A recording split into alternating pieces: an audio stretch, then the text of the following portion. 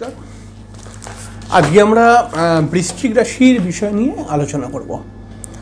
বৃশ্চিক রাশির ভালো থাকার মহা উপায়, অর্থাৎ আপনি যদি বৃশ্চিক রাশির মানুষ হন এবং আপনি যদি জীবনে সফল হতে চান, নিজের ইচ্ছাগুলোকে পূরণ করতে চান, তাহলে তার জন্য কিছু ঘরোয়া উপায় বা ঘরোয়া টোটকা দেব। খুব ইন্টারেস্টিং অনুষ্ঠান। আজকে কিছু টোটকা তো অবশ্যই দেব, কিছু পরামর্শ দেব। এটা করবেন অবশ্যই, করলে দুর্দান্ত লাভ পাবেন। কারণ এই টোটকাগুলি বা এই উপায়গুলি লাল কিতাবের থেকে নিয়ে এসেছি বা লাল কিতাবের থেকে বলছি, এবং লাল কিতাবের মধ্যে যেগুলো প্রমাণিত টোটকা বা উপায়, যেগুলো করে অলরেডি মানুষ উপকৃত হয়ে গেছে, সেই উপায়গুলোই শুধুমাত্র বলবো। তো খুব ইন্টারেস্টিং অনুষ্ঠান। আমি জানি আপনিও কিন্তু কিছু না কিছু সমস্যার মধ্যে রয়েছেন। হয়তো আপনি দামি দামি রত্ন ধারণ করে আছেন, হয়তো আপনি বেশ কিছু আপনার উন্নতির জন্য বেশ কিছু দোষ কাটিয়েছেন বা গ্রহ প্রতিকার করেছেন বা বিভিন্নভাবে চেষ্টা করেছেন, কিন্তু তবুও আপনার জীবনে বাধা রয়েছে, আপনি সফল এখনও হতে পারছেন না। তাই আজকে কিন্তু বিনা পয়সার যে উপায়গুলি দেব, এই উপায়গুলি কিন্তু অবশ্যই ঘরের মধ্যে করুন এবং দেখুন এর লাভ কী আছে। না করলে তো বুঝতে পারবেন না লাভ কীরকম আছে, দেখতে পাবেন। কারণ হচ্ছে এগুলো খুব প্রমাণিত টোটকা বা উপায়। খুব ইন্টারেস্টিং অনুষ্ঠান। অবশ্যই আমরা অনুষ্ঠানে চলে আসবো। অনুষ্ঠানে আসার পূর্বে প্রত্যেকবার যে কথাটি বলেই থাকি, আপনারা অবশ্যই আমার ছোট্ট চ্যানেলটিকে সাবস্ক্রাইব করে বেল আইকনটা ক্লিক করে দেবেন। এটাই আপনাদের কাছে আমার রিকোয়েস্ট। বৃশ্চিক রাশির ক্ষেত্রে প্রথমে যে পরামর্শটি দেব, এই পরামর্শটাকে কোনো হালকাভাবে নেবেন না। আপনি যদি একজন বৃশ্চিক রাশির মানুষ হন, তাহলে কখনোই কোনো অসত্য গাছ কিন্তু কাটবেন না। আপনার ছাদের আনাচে কানাচে অসত্য গাছ হয়ে আছে, হয়তো যতটা পারবেন আপনি না কেটে, বা কাটতে যদি হয় বাধ্যতামূলক রয়েছে, তাহলে আপনি না কেটে অন্য কাউকে দিয়ে কাটিয়ে নিন বা অন্য কাউকে দিয়ে তুলিয়ে নিন। তো আপনি কিন্তু নিজে কাটবেন না, কারণ আপনি যদি অসত্য গাছ কোনো সময় কেটেছেন, তাহলে পারে কিন্তু আপনার কোনো দুর্ঘটনার শিকার আপনি হতে পারেন। আপনার কিন্তু দেখা যাবে যে কোনো রক্তপাতজনিত ঘটনা ঘটে যেতে পারে। তাই বিষয়টাকে হালকাভাবে না নিয়ে একটু সিরিয়াসভাবে নেবেন। কারণ লাল কিতাব কিন্তু এই বিষয়টার মধ্যে বারবার মানা করেছে যে রাশি কাটুক না কেন, বৃশ্চিক রাশি যেন অসত্য গাছ কখনো না কাটে। এরপরের যে উপায়টি বলবো, উপায় নয়, একটি পরামর্শ। আপনি যদি একজন বৃশ্চিক রাশির মানুষ হন, বিশেষ করে বৃশ্চিক রাশির যারা ইয়ং ছেলেমেয়েরা রয়েছে, অনেক সময় এরা হোটেলে যায় বা বিভিন্ন রেস্টুরেন্টে যায়, খাওয়া দাওয়া করে, মজা করে। তবে অবশ্যই যাবেন, কিন্তু তন্দুরি রুটি কখনো খাবেন না। যদি খান, তাহলে আপনি হয়তো একটা দিন রেস্টুরেন্টে গিয়ে তন্দুরি রুটি খেয়ে প্রচণ্ড এনজয় করলেন, কিন্তু তারপরে আপনি দেখবেন, মিলিয়ে নেবেন কথাটাকে, যে আপনি কিন্তু বড় কোনো সমস্যা এবং মানসিক ডিপ্রেশনের মধ্যে পড়ে যেতে পারেন। আপনি যেই কাজটা করছিলেন, যেই কাজটায় অনেকটা এগিয়ে গেছিলেন, সেই কাজটাও কিন্তু মধ্যিখানে হঠাৎ থেমে যেতে পারে। আপনার আর্থিক সংকট চলে আসতে পারে। এই কথাগুলোকে হালকাভাবে না নিয়ে লাল কিতাব যে জায়গাগুলোতে খুব বেশি প্রেসার করেছে, সেই বিষয়টাই বলছি। লাল কিতাব বারবার বলছে যে বৃশ্চিক রাশি যেন কখনো তন্দুরি রুটি না খায়। এছাড়াও হচ্ছে বলেছে লাল কিতাব যে বৃশ্চিক রাশির কখনো কারোর থেকে ফ্রিতে জিনিস নেওয়া উচিত নয়। ফ্রিতে যদি জিনিস নেয়, তাহলে বৃহস্পতি এদের ডাউন হয়ে যাবে এবং এর ফলে কিন্তু নানান সমস্যা ক্রিয়েট হতে পারে। এবং আমরা নর্মালি জানি যে ফ্রিতে যদি জিনিস নেওয়া হয়, তাহলে পারে কিন্তু রাহু প্রবল হতে শুরু করে দেয়। তো আপনি যদি বৃশ্চিক রাশির মানুষ হন, তাহলে কারোর থেকে ফ্রিতে নেবেন না, তার বদলে কিছু অন্তত দেবেন। যদি কিছু না পারেন, তাহলে একটা অন্তত ফুল জোগাড় করে এনে তাকে দিয়ে দেবেন। ঠিক আছে, এইটুখানি করবেন। তো এটা যদি আপনি করেন, মানে কারণ আমাদের পুজো পার্বণে বা আমাদের বিশেষ বিশেষ কয়েকটা দিনেতে আমাদেরকে আমাদের আমাদের আশেপাশের লোকরা আমাদেরকে গিফট করে, কিন্তু একটা খেয়াল রাখবেন যে যতটা পারবেন আপনি ফ্রিতে নেবেন না, বা যদি নিতে হয় বাই চান্স, তাহলে তাকে একটা অন্তত ফুল গিফট করবেন। ঠিক আছে, তাহলে পারে কিন্তু আপনার উপরে দোষটা লাগবে না। নচেত কিন্তু আপনি ফ্রিতে যদি জিনিস নেন, আপনার কিন্তু অভাব অনটন চলে আসতে পারে খুব তাড়াতাড়ি। এছাড়াও বৃশ্চিক রাশির মানুষ যদি আপনি হন, তাহলে পারে লাল কিতাব বলছে যে আপনার যে বড় ভাই বা বোন রয়েছে, তাদেরকে রেসপেক্ট করুন। তো অবশ্যই দেখুন, এখনকার বর্তমান সময় তো একটু অন্যরকম। তো তো বেশিরভাগ জায়গায় দেখা যায় ভাই বোনদের সঙ্গে ঝগড়া ঝামেলা, বন্ডিং প্রবলেম রয়েছে ঘরে ঘরে। তবে আপনার বোন বা আপনার ভাইয়ের সাথে যদি আপনার বন্ডিং প্রবলেম থাকে, তো কি বলবো, কিন্তু কমসে কম মন থেকে তাদের যে খুব ক্ষতি হয়ে যাক এটা চাইবেন না আপনি, ঠিক আছে? তারা যে ক্ষতি করছে সেটাকে ক্ষতিকে রোকার জন্য যেটা করার সেটা করতে হবে, কিন্তু আপনি চাইবেন না যে তাদের যেন বড় ক্ষতি হয়ে যায়। এটা খালি আপনি চেষ্টা করবেন, এতে কিন্তু আপনাদের লাভ হবে। এছাড়াও বলেছে বৃশ্চিক রাশির মানুষরা যদি ঘরেতে কালো কুকুর পুষতে পারে তাহলে এদের কিন্তু আর্থিক উন্নতি বৃদ্ধি হবেই হবে। এবং শুধু আর্থিক উন্নতি নয়, বারবার বৃশ্চিক রাশি নানান শারীরিক সমস্যার মধ্যে ভোগে। এই শারীরিক সমস্যাও কিন্তু আস্তে আস্তে কেটে যাবে যদি বাড়িতে কালো কুকুর পোষে বৃশ্চিক রাশির মানুষরা। বৃশ্চিক রাশির মানুষ যদি আপনি হন এবং আপনি যদি একজন মহিলা হন, তাহলে একটি কথা খেয়াল রাখতে হবে যে অনেক সময় আমাদের বাড়ির মহিলারা দুধ জাল দিতে গিয়ে কি করে, হয়তো দুধটা জাল হবে, হয়তো গরম হবে, তো তার আগে সেই সময় গরম হচ্ছে, তার আগে হয়তো অন্য কোনো কাজ গুছিয়ে নিচ্ছে, হঠাৎ দেখা গেল দুধটা কিন্তু গরম হয়ে ফুটে পড়ে গেল, ঠিক আছে? তো এই কথাটা মাথায় রাখবেন যে আপনি কিন্তু এমন যেন সিচুয়েশান না হয় যে দুধ উঠলে পড়ে গেল আপনার ঘরেতে।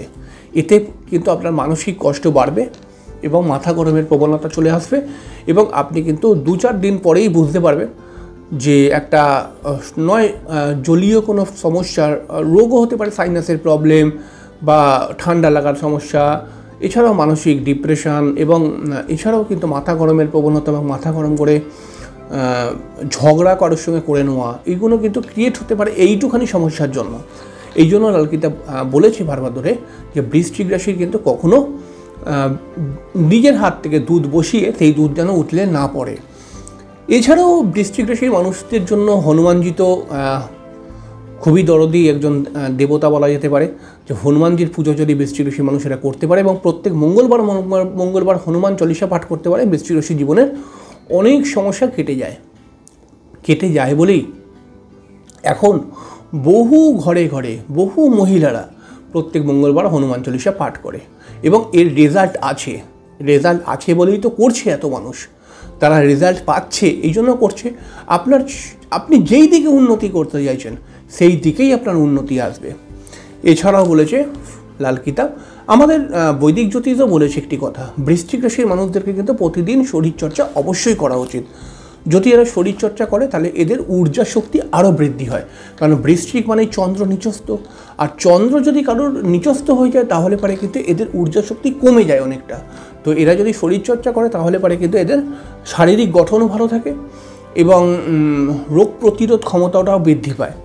এছাড়াও বৃশ্চিক রাশির মানুষদেরকে বলেছে লালকিতা যে বৃশ্চিক রাশির মানুষরা যদি রূপোর গ্লাসে জল খেতে পারে তাহলে, এছাড়াও যদি আপনি পারেন আপনার নিজের ঘরের, যেই ঘরেতে আপনি থাকেন সেই ঘরের কোনো একটি দেওয়ালে লাল কালারের রং করতে একদম ভুলবেন না।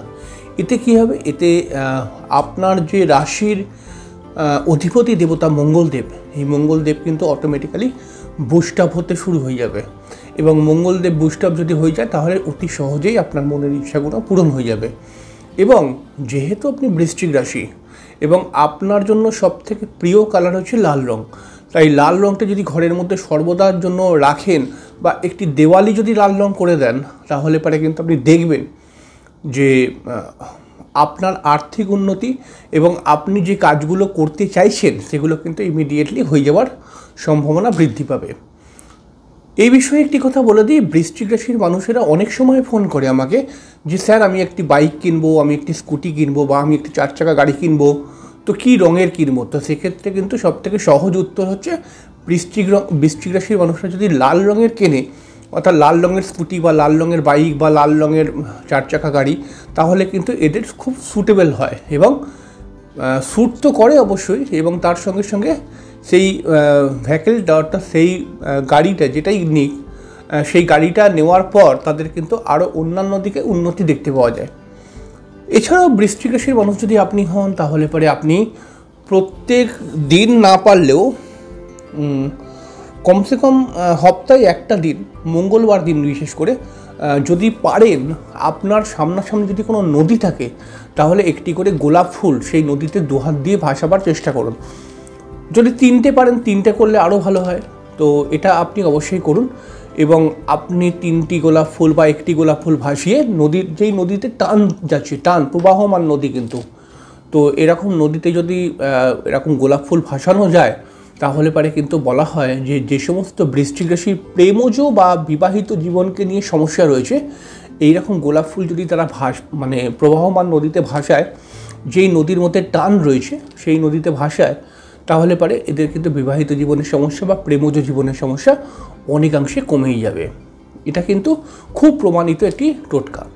এছাড়াও বৃশ্চিক রাশির মানুষরা যদি আরও সুন্দরভাবে নিজেকে পরিবেশন করতে চায় বা বৃশ্চিক রাশির মানুষদের মধ্যে একটি প্রবলেম ক্রিয়েট হয়, বিশেষ করে বৃশ্চিক রাশির মহিলাদের মধ্যে, যে এই সমস্ত মহিলারা, বৃশ্চিক রাশির মহিলারা আর কি, প্রেম করতে যায় যখন, প্রেমে প্রথম হয়তো ভালো চললেও পরবর্তী সময়টা কেমন সমস্যা চলে আসে প্রেমের মধ্যে, হয়তো পার্টনার সেভাবে পাত্তা দিচ্ছে না, বা বিবাহিত জীবনেও দেখতে পাওয়া যায় যে বিবাহিত জীবনে বৃশ্চিক রাশির মানুষরা, অনেক বৃশ্চিক রাশির মানুষরা বিভিন্ন সমস্যার ফেস করে।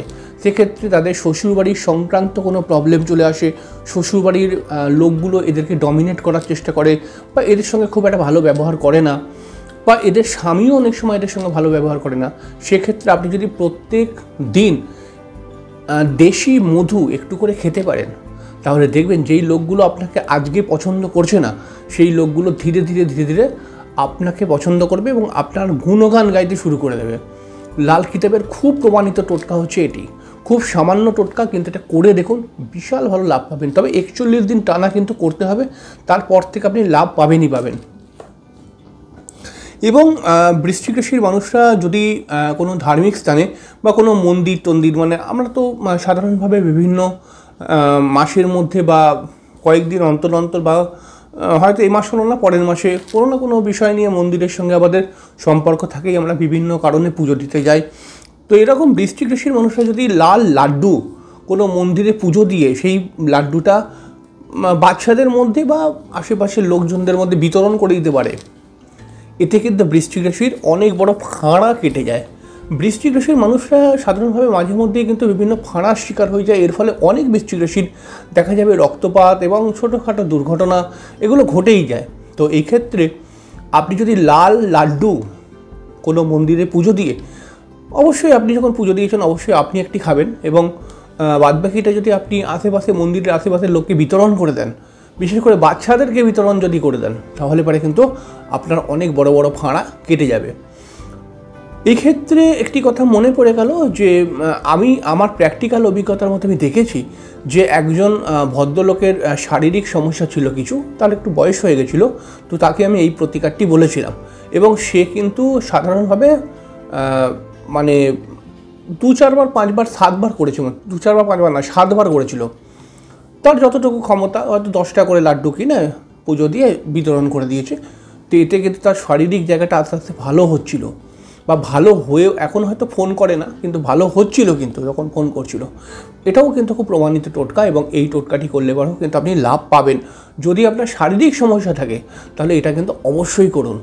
মিরাকেল দেখবেন যে কোথা থেকে কি হবে জানি না, কিন্তু কিছুভাবে শারীরিক জায়গাটা উন্নত হতে শুরু করে দেবে, এবং আপনার অনেক সময় বিপদ, ফাঁড়া, অ্যাক্সিডেন্ট এরকম যোগ থাকে আপনার জন্মছকের মধ্যে, সেগুলো কিন্তু অটোমেটিক্যালি কাটতে শুরু হয়ে যাবে। তো এই টোটকাগুলি আপনি করুন, সারা বছরই প্রায় এদিক ওদিক করে টোটকা করুন, আস্থার সঙ্গে করুন, ভক্তির সঙ্গে করবেন, এবং যেই টোটকাগুলি 41 দিন লাগাতার করা যায় সেগুলো কিন্তু 41 দিন লাগাতার করুন। আর যেগুলো হচ্ছে রেয়ার, রোজ হয়তো করা যাবে না, সেটা কিন্তু প্রত্যেকটি সপ্তাহে, যেটা বলেছিলাম সেটা কিন্তু 7টি সপ্তাহ অবশ্যই করার চেষ্টা করুন, এবং দেখুন এর মধ্যে কি রেজাল্ট আসছে। যেমন হচ্ছে যে মধু খাওয়ার কথা যেটা বললাম, সেটা আপনি 41 দিন ধরে খান। যেমন হনুমান চল্লিশা পড়ার কথাটা বললাম, সেটা কিন্তু আপনি 41 দিন ধরে পড়ার চেষ্টা করুন প্রত্যেক দিন। লাল একটা রুমাল রাখার কথা বলেছিলাম, লাল রুমালের মধ্যে 3টি লবঙ্গ রেখে, এটা কিন্তু আপনি 41 দিন নিজের পকেটের মধ্যে কমসে কম রাখবেন নিজের মানি ব্যাগের মধ্যে, এবং দেখবেন এর তুফান কাজ কীরকম হয়। এছাড়াও কিন্তু বলেছিলাম যে কি বলবো, মঙ্গলবার দিনকে যদি উপবাস থাকতে পারেন, বহু মানুষই আমাদের বাঙালি ঘরানার মধ্যে অনেক সময় মঙ্গলবার দিনকে উপবাস থাকে, এবং আপনি যদি উপবাস থাকে না, নিরামিষ খায় আর কি, তো আপনি যদি 7টি মঙ্গলবার কমসে কম নিরামিষ খেতে পারেন, এবং যতটা পারবেন